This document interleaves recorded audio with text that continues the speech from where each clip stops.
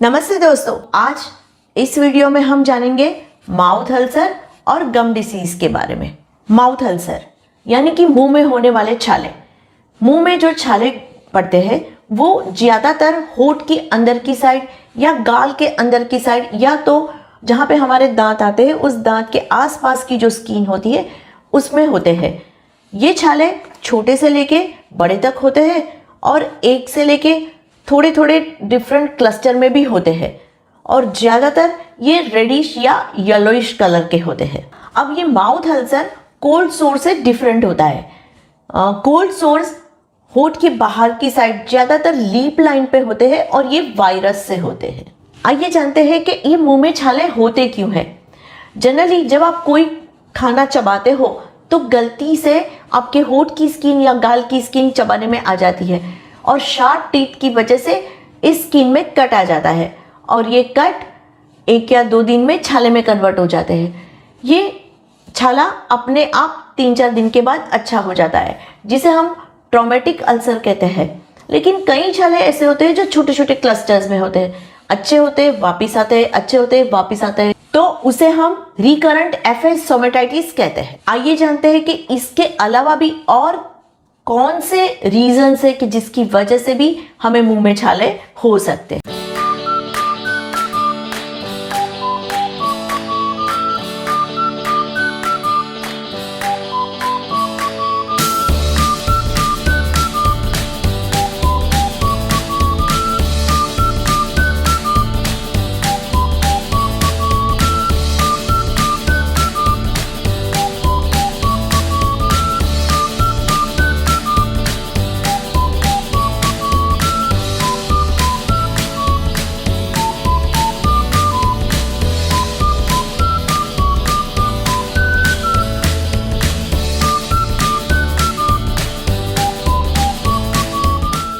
तो देखा आपने, बहुत सारे रीजंस की वजह से हमें मुंह में छाले हो सकते हैं, लेकिन इसकी कोई ट्रीटमेंट नहीं है, वो अपने आप चले जाते हैं। लेकिन सबसे अहम बात यह कि जब ये छाले होते तो बहुत छोटे हैं लेकिन बहुत पेनफुल होते हैं।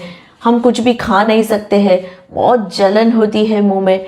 तो आइए देखते हैं कि उस टाइम पे हमें क्या प्रिकॉशंस लेने हैं जिसकी वजह से हम आसानी से खाना खा सकते।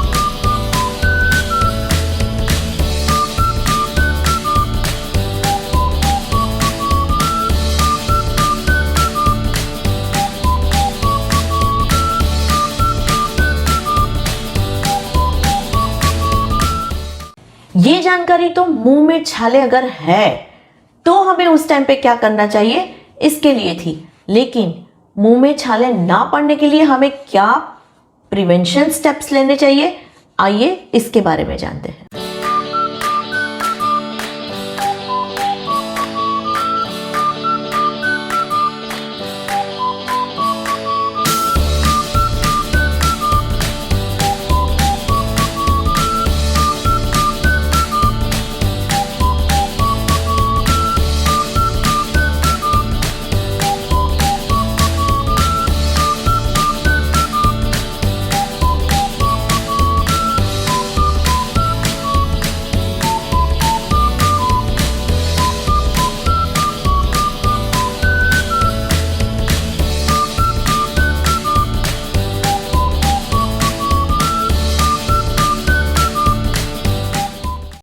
अब बात करते हैं माउथ के तीसरे कॉमन प्रॉब्लम्स के बारे में, जो है गम डिसीज। दांत के आसपास की जो स्किन होती है उसमें अगर सोरनेस या इन्फेक्शंस की वजह से जो स्वेलिंग आती है उसे गम डिसीज कहा जाता है। गम डिसीज 2 टाइप के होते हैं, gingivitis and periodontal disease. Gingivitis means inflammation of gum. हमारे दांत के आसपास की जो चमड़ी है वो उसमें सूजन आ जाती है, एकदम से लाल हो जाती है और ज़्यादातर जब हम ब्रश करते हैं उस टाइम पे उनमें से खून निकलता है। और जब ये जिंजिवाइटिस कंडीशन को हम प्रॉपर ट्रीट नहीं करते, उसकी केयर नहीं करते, तब लंबे समय के बाद वो पेरियोडोंटल डिसीज में कन्वर्ट हो जाता है। There are a number of type of periodontal disease. अगर हम उसकी सही ट्रीटमेंट नहीं लेते हैं तो आगे जाके हमारे दांत के जो रूट होते हैं ना वो भी वीक हो जाते हैं, उसमें इन्फेक्शन लगने के चांसेस बढ़ जाते हैं और कई बार दांत गिर भी जाते हैं। तो आइए जानते हैं कि what is the cause of gum disease.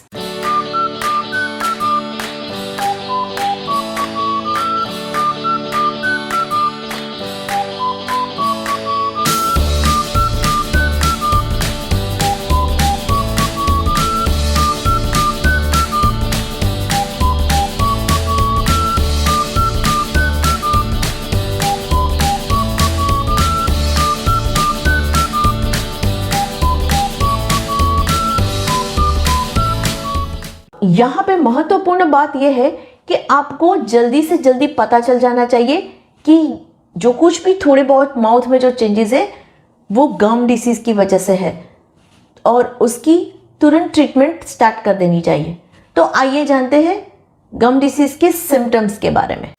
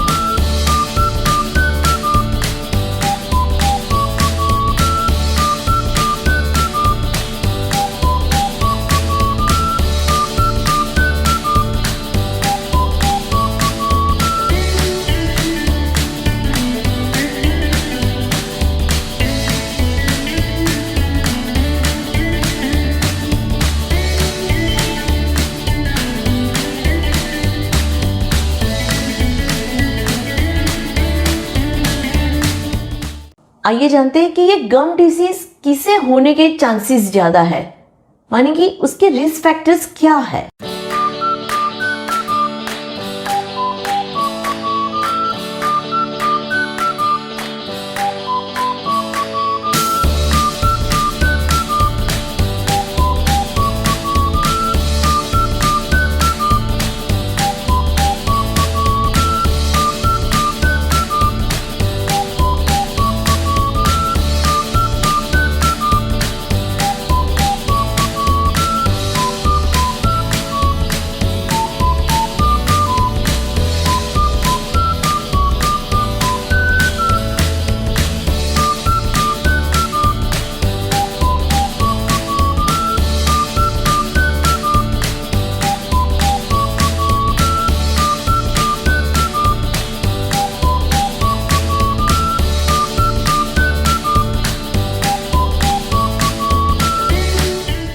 तो देखा, बहुत सारे फैक्टर्स की वजह से हमें गम डिसीज हो सकते हैं और ज़्यादातर उसकी ट्रीटमेंट या तो एंटीबायोटिक या तो सर्जरी होती है।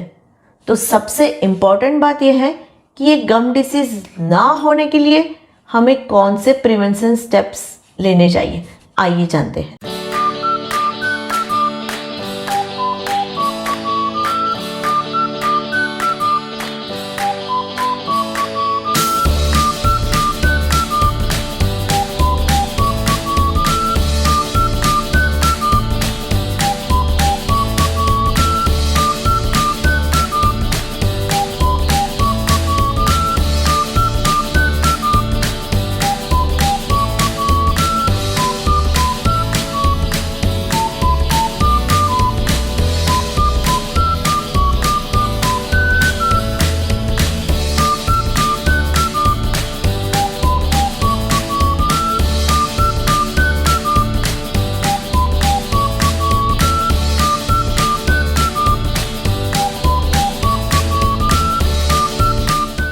यहाँ पे मैंने डाइजेस्टिव सिस्टम में आए हुए 6 हॉलो ऑर्गन में से एक माउथ के बारे में बातें की। इनमें कितने हेल्थ प्रॉब्लम्स हो सकते हैं इसके बारे में मैंने बताया, और इनमें से 3 कॉमन हेल्थ इश्यूज़ के बारे में हमने बातें की। तो अब मुझे रजा दीजिए, मिलते हैं अगले एपिसोड में। तब तक के लिए stay connected with me, stay connected with परिचय न्यूट्रिशन क्लिनिक, क्योंकि लाइफ अभी बाकी है। Thank you.